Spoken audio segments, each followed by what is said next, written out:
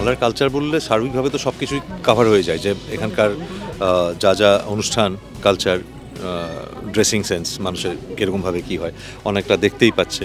দিদি যেরকম বললেন যে আগে আর এতটা কনভিন্স ছিল না, কিন্তু এত কালারফুল কালচারের রিপ্রেজেন্টেশন দেখে ওরা খুব ইমপ্রেসড। আর সবচেয়ে বেশি ভালো লাগে কখন, যখন ওরা ইমপ্রেসড হলো, ওটা তো 50%, যখন দর্শক ইমপ্রেসড হয়ে সিরিয়ালটাকে ভালোবাসে তখন ওটা 100%-এ গিয়ে দাঁড়ায়। আর এটা সত্যি খুব গর্বের বিষয়, যেহেতু আমিও তাতে ইনভলভ কোনো না কোনোভাবে, কিন্তু আমারই প্রজেক্ট, সুতরাং এটা খুব গর্বের বিষয় আমার জন্য। নেক্সট আর কোন কোন জিনিসগুলো নিয়ে আসতে চাও? বা কারণ এই প্রশ্নটা এলো কারণ বাঙালিরাই অনেক সময় আমরা বলি যে বাঙালিরাই বাংলার অনেক কিছু ভুলে যেতে চলেছে, সেখানে দাঁড়িয়ে এই ফিরিয়ানাটা যেখানে গোটা ইন্ডিয়া এইভাবে গ্রহণ করলো উইথ গ্র্যান্ড। এবারে গল্পটা তো সবে শুরু হয়েছে, সিরিয়ালটা কিছুদিন হয়েছে, চলছে, ভালো চলছে। এবার দিদির মাথায় নিশ্চয়ই অনেক কিছু প্ল্যান অলরেডি আছে, যেগুলো উনি আরও ভালোভাবে তুলে ধরতে চান।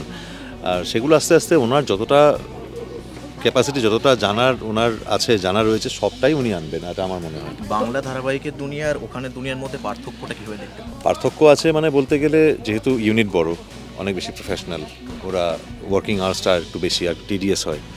আর সবচেয়ে বড় ব্যাপার হলো, ওখানে একটা জিনিস আমি দেখেছি, মানে আমরা যে খুব পিছিয়ে তা নয়, আমরাও এরকমভাবে শ্যুট করি, কিন্তু ওখানকার শ্যুটিং টেকনিক্যাল প্যাটার্ন কিছু কিছু আলাদা, ইকুইপমেন্টস একটু আরও উন্নত হয়, আরও অনেক বড় হয়, গ্র্যান্ডিওর বড় হয়।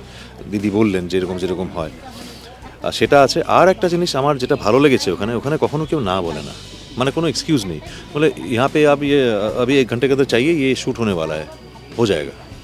আমি ভাবি যে ওরা হো জায়গা বলেছে কোন দিক থেকে, কিন্তু হয়েও যায়, বা হয়তো একটার মধ্যে না এলে 1:30টার মধ্যে এলো, কেউ কিন্তু প্রথমে আমাদের যেরকম বলে দেয় এখন কি করে হবে, ওই জিনিসটা ওদের নেই, সব কিছুই হো জায়গা। এটাই মনে হয় এই অ্যাটিটিউডটা বম্বেকে অনেকটা বোধহয় এগিয়ে রাখে। হ্যাঁ, ডিফিকাল্টি কোনো ফেস করছে কী ধরনের?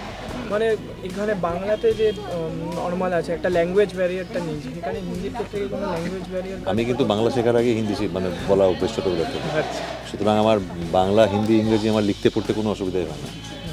সুতরাং আমার কাছে হিন্দিটাও সমানে সাবলীল, আমি বাংলাতেও সমানে সাবলীল, আমার কোনো অসুবিধা হয় না। তোমার ক্যারেক্টারটা আর কিভাবে আনফোল্ড হতে চলেছে সেটা তো বলে দিলে কেউ আর দেখবেই না। আর প্রচ্ছন্ন দিকটা, প্রচ্ছন্ন একটু না, প্রচ্ছন্ন মানে কি, যেরকম তুমি যদি সিরিয়ালটা দেখে থাকো, ও ক্যারেক্টারটা অলরেডি রিভিল হয়ে গেছে, ও কী চায় জীবনে, কী ধরনের। এবারে বাকি থাকলো গল্পের মোচড়, সেটা তো আমরা আগে থেকে জানি না, কারণ গল্প যেভাবে এগোয়, ঘটনাক্রমে সেটা এগোয়। আর একটা ক্যারেক্টার কিন্তু অ্যাস্টাবলিশ হয়ে যায়, প্রথম 2-3টে এপিসোডের মধ্যে ক্যারেক্টারটা অ্যাস্টাবলিশ হয়ে যায়। হ্যাঁ, অনেক সময় দেখি আমরা যে সিরিয়ালের শুরুর দিকে হয়তো একদম ড্রাস্টিক্যালি কিছু ভালো থেকে খারাপ, খারাপ থেকে ভালো হয়ে যায়, সেগুলো তো আগে থেকে বলা যায় না। কিন্তু তেজস কুমারের যা ক্যারেক্টার, ওটা already established. He is very clean about his and clear about his aim, ও জীবনে কী চায়, তার জন্য কী কী করতে পারে। আচ্ছা, হিন্দি ধারাবাহিকে যদি মানে তুমি বেশি সাকসেস পাও, তাহলে কি বাংলার থেকে বেশি হিন্দিটাকেই পছন্দ করবে? যেহেতু ইন্ডাস্ট্রি ওখানে বড়, এবারে ন্যাচারালি একটা মানুষ সবসময় আস্তে আস্তে বড় একটা পরিসরে কাজ করতে চায়। পরিসরের দিক থেকে দেখতে গেলে তার ব্যাপ্তি যেরকম, আমি অবশ্যই সেখানে পেলে প্রথমে ওখানেই ফোকাস করতে চাইবো। তা বলে এই নয় যে আমি বাংলায় কিছুই করব না। অনেক আর্টিস্টই আছে এখন, অনেকেই আছে যারা রিজনাল কাজও করে, সমানে হিন্দিও করে। আচ্ছা দাদা, বাংলা ইন্ডাস্ট্রিতে তো সবসময় পজিটিভ ক্যারেক্টার নিয়েই এগিয়েছিলে, সেখানে গিয়ে একটা নেগেটিভ চরিত্র, সেটাকে কী করে সেখানে গিয়ে সেটা মানে কতটা এস্টাবলিশড হচ্ছে? এস্টাবলিশ হচ্ছে মানে পরিবর্তনটা কী করে নিজেকে? সেটা আমি একটু আগে বলেছিলাম প্রেস কনফারেন্সে, আমি কখনো আগে থেকে কিছু হোমওয়ার্ক করি না। আমাকে যখন ক্যারেক্টারটা বলে দেওয়া হয়, তখনই আমি সঙ্গে সঙ্গে ভেবে নিই যে এই মানুষটার জায়গায় রিয়েল লাইফে আমি হলে আমি কী কী করতাম, আর আমি ঠিক সেটাই করি যেটা আমি রিয়েল লাইফে করতে পারি। ঋষি কৌশিক বাংলা ধারাবাহিকের পাশাপাশি বাংলা ছবির জগতে কিন্তু জনপ্রিয় মুখ, সামনে কি কি কাজ আসছে বাংলা আমি সিনেমার জগতে? আমি অঙ্কুশের নতুন হাউস খুলেছে, প্রথম ছবি যেটা মির্জা, আমি সেখানে একজন পুলিশ অফিসারের রোল করেছি। প্লাস একটা জি5-এ একটা সিরিজ আসছে, এখনও মানে তার পোস্ট প্রোডাকশনে কাজ চলছে, শুটিং আমরা কমপ্লিট করেছি, সেখানেও আমি একজন পুলিশ অফিসারের রোলই কোইন্সিডেন্টালি এই সিরিজটা। আর একটা ছবি আমি করছি অশোক বিশ্বনাথনের, ওটা চলছে এখনও কাজ, শুটিং কমপ্লিট হয়নি। সৃজিত মুখোপাধ্যায়ের ফেলুদাতে একটা গুরুত্বপূর্ণ ভূমিকা দেখতে পাওয়া গিয়েছিল কারান্ডিকার, নতুন ফেলুদা আসছে পুষ্কর ভয়ঙ্কর, সেখানেও কি গুরুত্বপূর্ণ চরিত্র থাকছে? না, সেখানে আমি এখনও কিছু এরকম হয়নি, কারণ কারান্ডিকারের রোলটা করার পর কিছু কিছু চরিত্র তো রিপিট হয় না, ফেলুদা রিপিট হতে পারে, যে কমন ফ্যাক্টরগুলো, কিছু কিছু যেগুলো চরিত্র, বিশেষ করে যেগুলো খুব পার্মানেন্ট চরিত্র, একটা আইকনিক ক্যারেক্টার কারান্ডিকার ছিল সত্যজিৎ রায় গল্পে, সেইখানে মনে হয় না যে আর্টিস্ট রিপিট করে করলে সেই মজাটা থাকবে।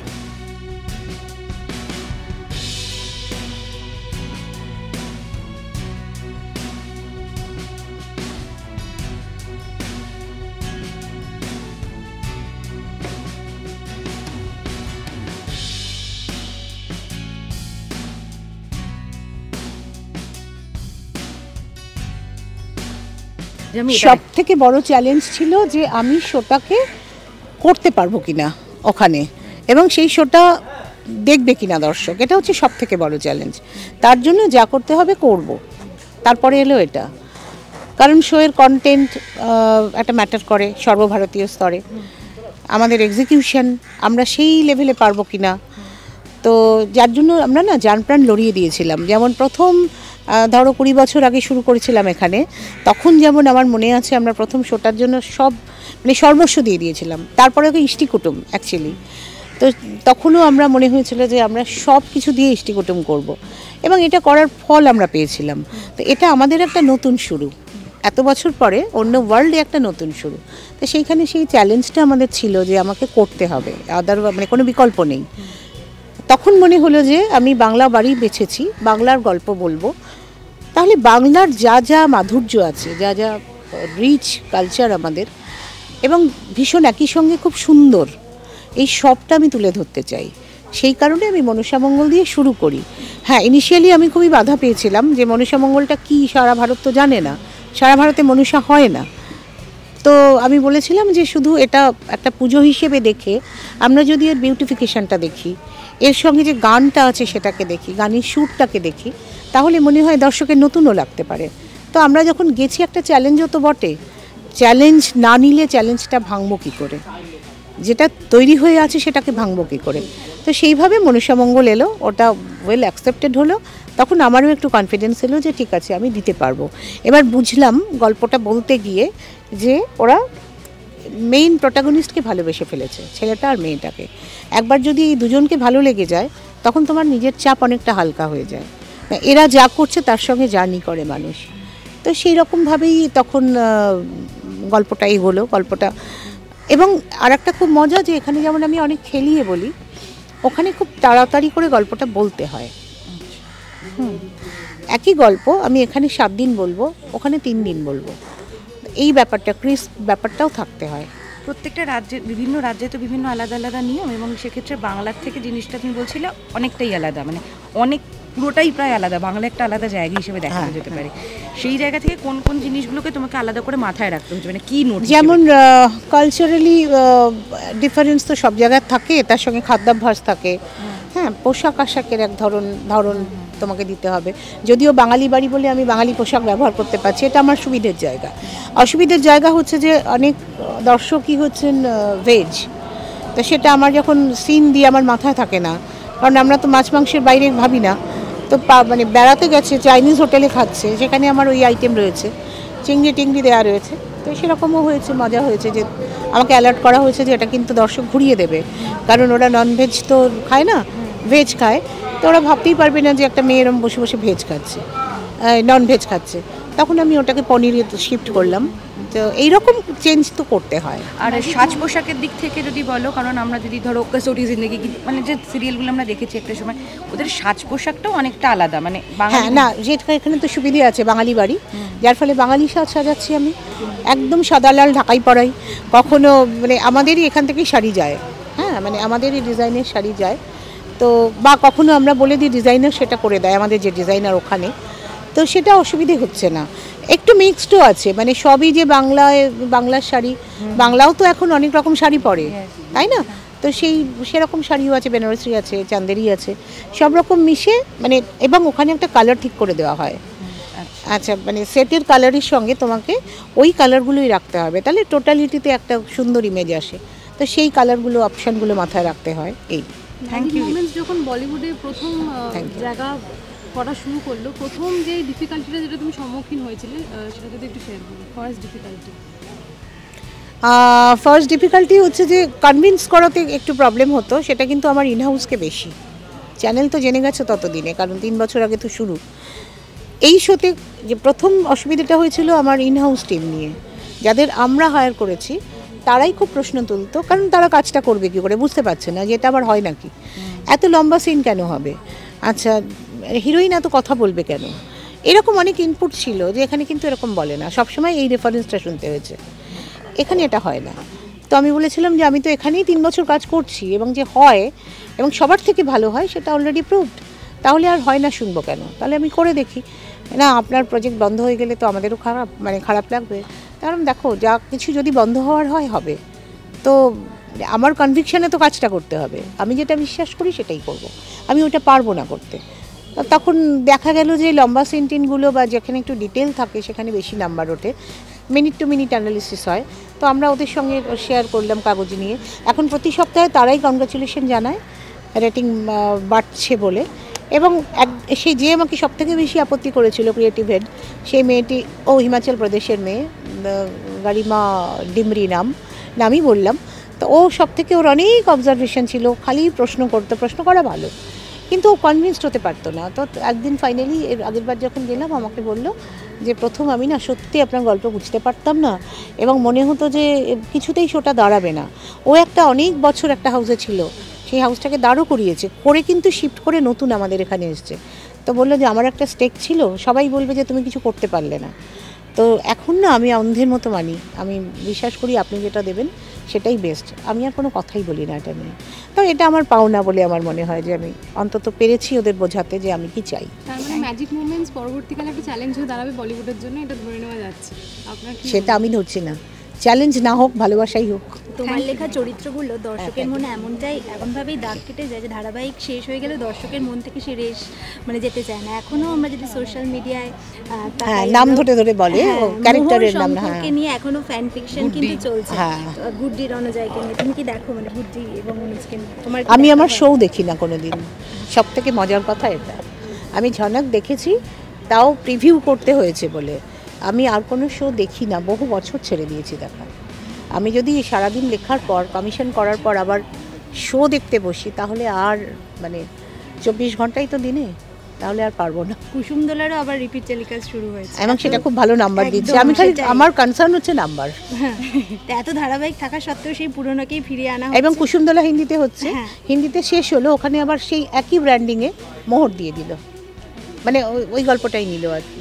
আর মোহরও খুব জনপ্রিয় হয়েছে ওখানে, এটা আমরা ভাবিনি যে মোহর ক্লাসরুমের গল্প এবং কোনো ফ্যামিলি নেই অ্যাজ সাচ, সেটা ভারত নেবে, এটাও হয়েছে, খুব হিট হয়েছে। যদি একটা লাস্ট প্রশ্ন, সেটা হচ্ছে বাংলাকে তুমি রিপ্রেজেন্ট করছো বাইরে, এবং বাইরের প্রোডাকশন হাউসে সেই ক্ষেত্রে অনেক খরচা বেশি করে আমাদের বাংলার থেকে। তুমি দায়িত্ব নিয়ে বাংলায় সেই জিনিসটা করাতে পারবে? না, করাতে পারবো না, কারণ যারা টাকা দেবেন তারা রিজিওনালের জন্য একটা আলাদা বাজেট থাকে, হ্যাঁ, এবং মেইন চ্যানেলের জন্য একটা আলাদা বাজেট থাকে, সেটা করতে পারবো না। সব কিছুই নির্ভর করে তো বিজ্ঞাপনের ওপরে। সারা ভারত থেকে যে বিজ্ঞাপনটা আসবে, আমার বাংলা থেকে তো শুধু সেই বিজ্ঞাপনটা আসবে না, তাহলে ওদের ব্যবসাটা চলবে কী করে? সেই কারণে রিজিওনালে তার মতো করেই গল্প হবে। একটা জিনিস মাথায় রাখতে হবে যে রিজিওনাল অনেক কনস্ট্রেন্টের মধ্যে গল্প বলে, কিন্তু সেই গল্পগুলোই সারা ভারত দেখে, তাই তো? সেই গল্পগুলোই সারা ভারত দেখে। সুতরাং শুধু বাজেটেও সবটা হয় না, শুধু গ্র্যান্ডারেও সবটা হয় না। আর আমার ধারণা, ব্যক্তিগত ধারণা, বাঙালি না অত তামঝাম অত কিছু দেখতে ভালোবাসে না। বাঙালি একটু স্থির হয়ে একটু গভীরে যেতে চায়, তো সেটা বাঙালির জন্য ঠিকই আছে।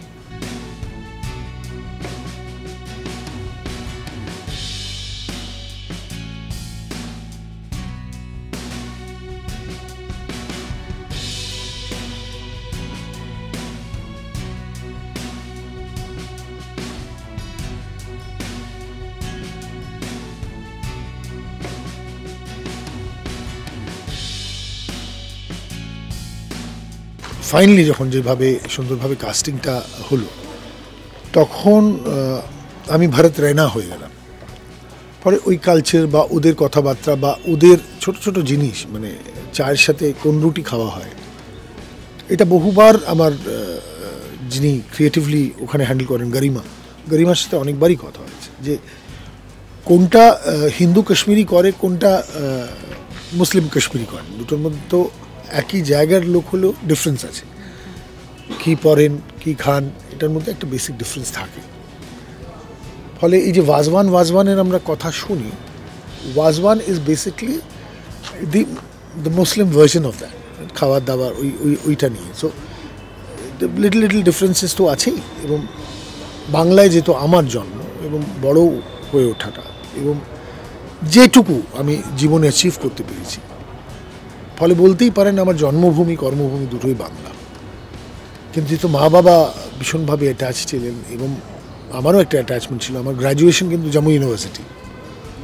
সো সেই জায়গা থেকে আমার I was always in touch. যখন এই মিলিটেন্সির যুগটাও আসে তখন আমি প্রপারলি জম্মুতে এবং একটা রেস্কিউ কাজে আমার আত্মীয় স্বজনরা যারা উপরে ছিলেন, যারা আসছিলেন, সো খুব সুন্দরভাবে যে লেখাটা লিয়াদি লিখলেন, খুব সেন্সিটিভ ইস্যু তো, মানে সেইভাবে কীভাবে একটা মেয়ে তার জার্নি, সে কাশ্মীরের একটি মেয়ে সেই বাংলায় আশ্রয় পায় এবং কীভাবে গল্পটা এগোয়।